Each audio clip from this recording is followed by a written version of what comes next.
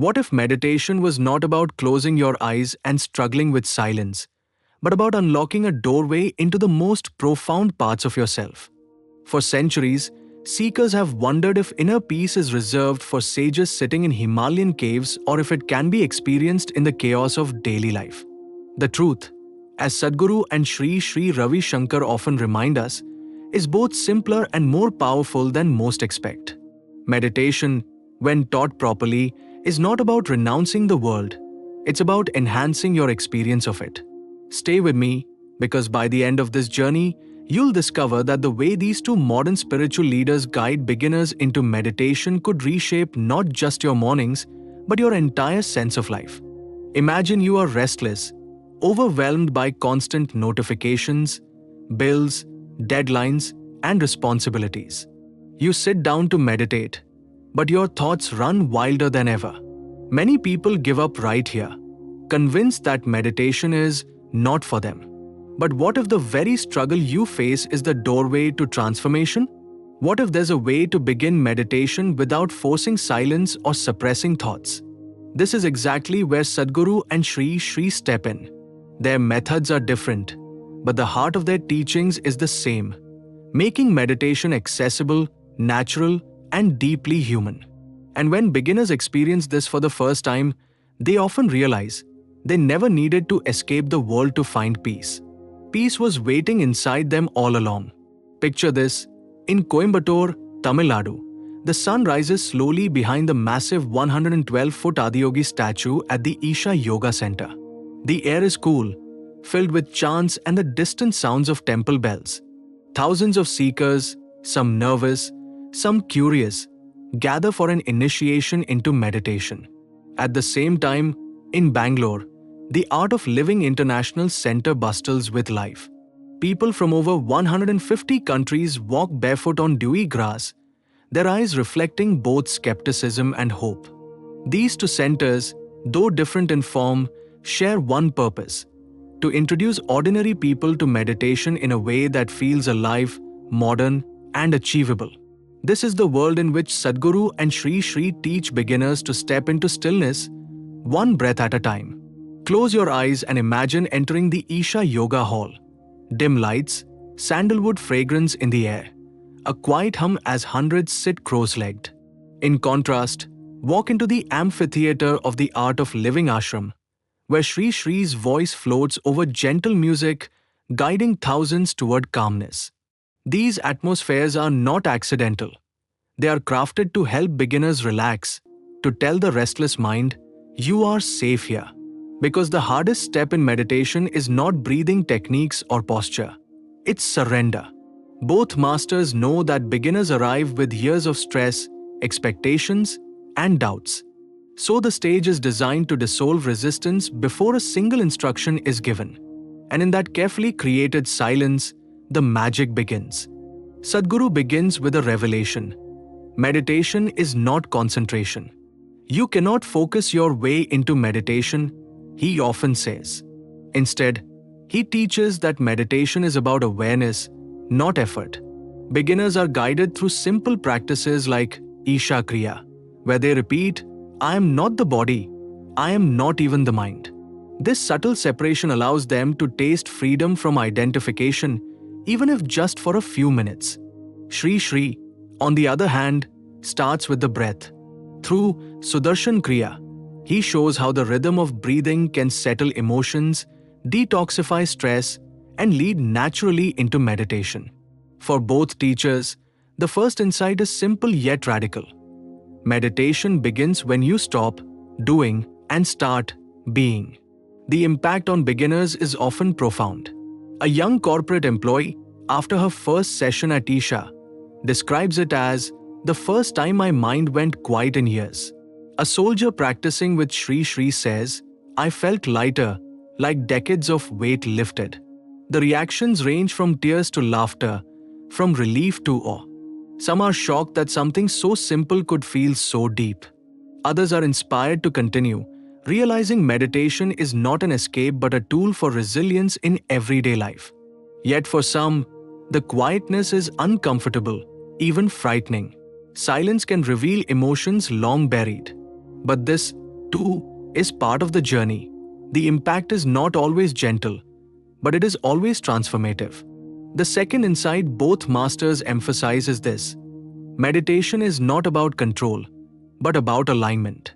Sadhguru explains that when your body, breath, and energy are in sync, meditation happens naturally, like a river flowing downhill. Sri Sri echoes this, reminding beginners that the mind cannot be forced into silence. It can only be guided through rhythm, relaxation, and love. Beginners often expect meditation to be about stopping thoughts. But here lies the revelation. You don't stop thoughts, you simply stop fighting them. Like clouds drifting in the sky, thoughts pass by, and you remain the sky itself, vast, untouched, free. But not everyone agrees with this approach. Some critics argue that meditation without discipline becomes shallow. Shouldn't meditation be about strict focus, austerity, and effort? They ask. The image of monks in caves, sitting for hours without moving, still haunts modern seekers. And some beginners, conditioned by this idea, feel guilty when they fail to sit still. They assume that if their mind wanders, they are doing meditation wrong. This inner conflict often leads to doubt. Is meditation just relaxation disguised as spirituality? Is it deep enough?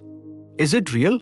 Such questions create tension between tradition and accessibility, between effort and ease. Sadhguru responds to this tension with a reminder: meditation is a consequence, not a practice. He insists that if you prepare the soil, body, breath, and awareness, meditation blossoms naturally, without force. Sri Sri offers a similar counterpoint. Meditation is effortless. He says, like sleep, you cannot do sleep, but you can prepare the conditions for it. Their teaching dismantles the fear of failure for beginners. Instead of struggling, seekers are invited to relax into the process. And it works. For millions worldwide, meditation becomes not an unreachable peak, but a gentle doorway into presence. Here's where it matters to you.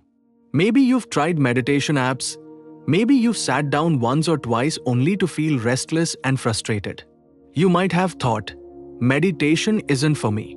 But what Sadhguru and Sri Sri teach is this: meditation is for everyone, not just yogis, not just monks, not just the spiritually inclined.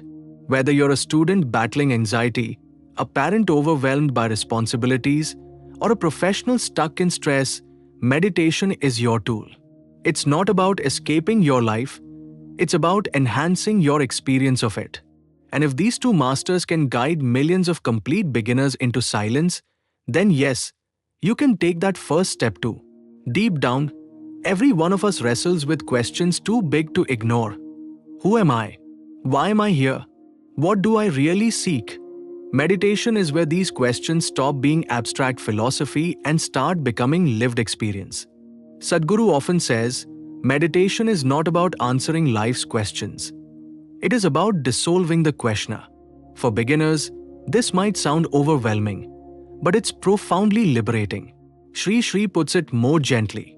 In meditation, you don't need to solve your life. You simply allow it to settle, and clarity comes on its own. This is why their teachings resonate universally. Because behind the differences of culture, religion, or lifestyle, all humans share the same longing, peace, clarity, and connection.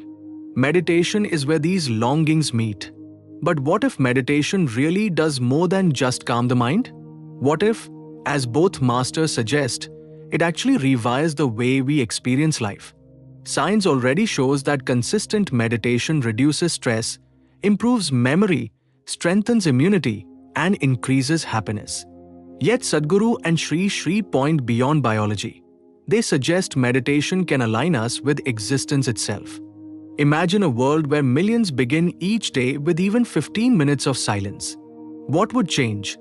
Families may argue less, leaders may act with more compassion, and societies may find unity beyond divisions. The what if is not just personal, it's collective. And it begins with the first breath a beginner takes on the meditation cushion. Let's take that further.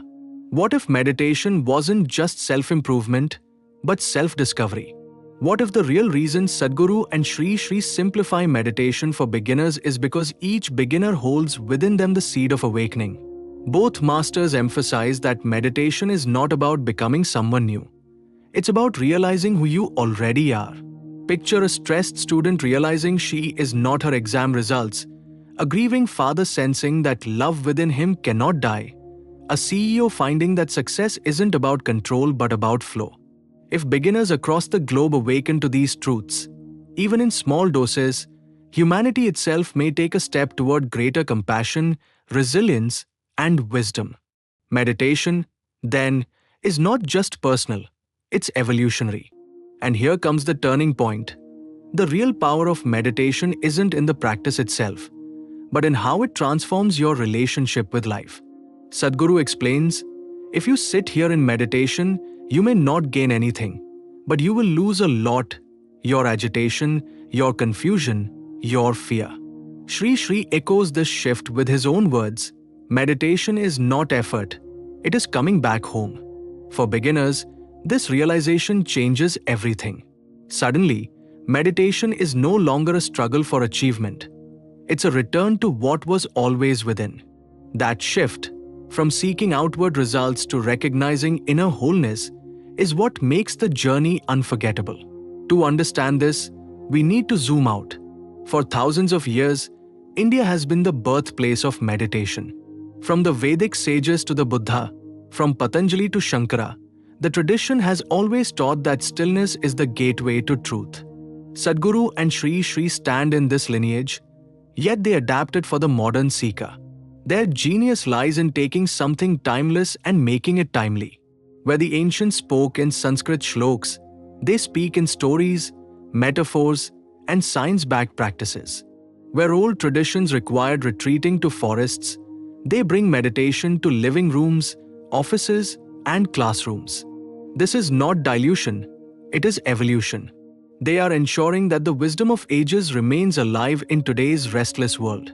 The larger lesson hidden in their teachings is simple yet profound. Meditation is not an escape from life, it is an embrace of it. Beginners often expect to disconnect, but what they discover is deeper connection to their breath, their body, their emotions, and the people around them. Sadhguru calls this becoming more alive. Sri Sri calls it living with more joy. Different words, same essence. And this is why millions resonate with their guidance. Because ultimately, meditation is not about renunciation, robes, or rituals. It's about being fully human, present, open, and at peace. That's the lesson every beginner is invited to carry from their first sit into every moment of their life. So how do you, as a beginner, apply this in daily life? Sadhguru suggests just 12 minutes of Isha Kriya a day, a short, guided meditation available freely. Sri Sri suggests beginning with breathing practices, then allowing meditation to arise naturally. Both agree that consistency matters more than duration. You don't need an hour-long retreat in the Himalayas. You need 5 minutes of sincerity each day. Try sitting quietly before work, or after dinner, or before sleep. Over time, the stillness you touch in meditation will flow into your conversations, your decisions, your relationships. Life won't change overnight, but your way of experiencing it will. And that's the true gift of beginning. Pause for a moment and reflect. What would it mean for you to sit in silence, not to escape, but to return to yourself? Could you give yourself that gift today, even for just 10 minutes? Sadhguru often says, don't try to reach somewhere. Just sit. Even if you are not meditating, just sit. Sri Sri reminds beginners, do not fight with your mind. Befriend it. Reflection is not about intellectual analysis. It's about allowing space for stillness to touch you. So before you move on, ask yourself, have I truly given myself a chance to begin? So when you first heard about meditation, maybe you thought it was small, just sitting, breathing, doing nothing. But now you see it was always about everything. It's about discovering the quiet strength that allows you to face storms. It's about unlocking joy not dependent on circumstances. It's about finding clarity where confusion once reigned. For beginners, this might sound like a distant dream, but through the guidance of masters like Sadhguru and Sri Sri, it becomes a living reality. The small act of closing your eyes can open you to a vastness you never imagined. That's the true momentum of meditation. It starts small but leads you into infinity. And now, it's your turn. If something in this journey sparked a sense of possibility within you, don't let it end here. Try a guided meditation from Sadhguru or Sri Sri today. Give yourself 10 minutes, not for the world, not for achievement, but for you. Because meditation is not a luxury, it's your birthright. And if you found this exploration meaningful, like, share, and subscribe. Join this growing community of seekers walking together on the path of discovery. Because ultimately, meditation is not about following a master. It's about awakening the master within you.